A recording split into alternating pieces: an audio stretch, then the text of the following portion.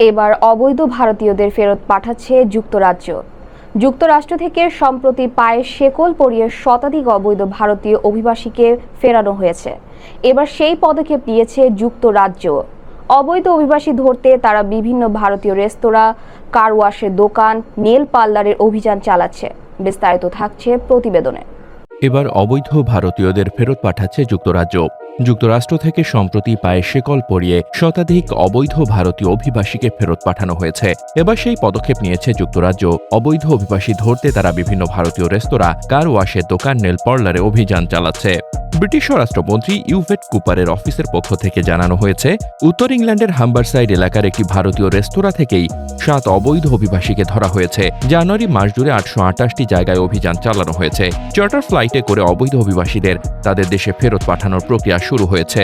ভারতীয় সংবাদ মাধ্যমগুলো জানায়, ফেরত পাঠানো অভিবাসীদের মধ্যে মাদক অপরাধ, চুরি, ধর্ষণ ও হত্যার দায়ে দোষী সাব্যস্ত অপরাধীও রয়েছে। অবৈধ অভিবাসীদের ধরতে এই অভিযান নিয়ে কুপার বলেন, তার বিভাগের ইমিগ্রেশন এনফোর্সমেন্ট টিম এই বছরের জানুয়ারিতে আগের বছরের তুলনায় 48% বেশি অভিযান চালিয়েছে। আগের বছরের তুলনায় গ্রেফতার হয়েছে 73% বেশি। তিনি জানান, এই অবৈধ অভিবাসীদের বেআইনিভাবে কাজে নিয়োগ করে তাদের শোষণ করা হচ্ছিল। গত এক মাসে 609 জন অবৈধ অভিবাসীকে ধরা হয়েছে বলে জানিয়েছেন তিনি।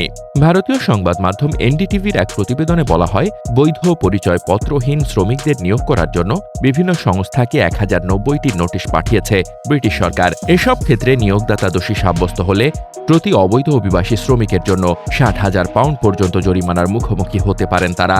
ব্রিটিশ স্বরাষ্ট্রমন্ত্রী বলেন, অভিবাসন আইন অবশ্যই মানতে হবে এবং প্রয়োগ করতে হবে। দীর্ঘদিন ধরে নিয়োগকর্তারা অবৈধ অভিবাসীদের শোষণ করে এসেছেন। অনেকেই অবৈধভাবে এখানে কাজ করতে পেরেছেন। এর জেরে মানুষের মধ্যে ঝুঁকিপূর্ণ ভাব, ইংলিশ চ্যানেল পার করার প্রবণতা বৃদ্ধি পাচ্ছে।